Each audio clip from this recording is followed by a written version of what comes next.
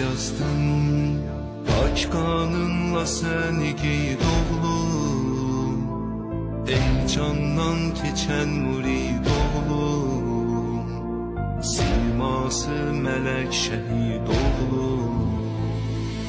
Kurban olsun canım canıva güzel oğlum, ay nur üzlü bir mesel oğlum.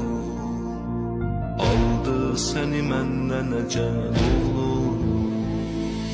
Elhamdülillah işçi alsan, Mevlamız Hüseyin'in konağısan.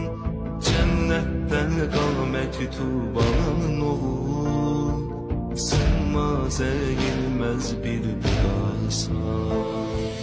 Ey İzzətli şəhidlərə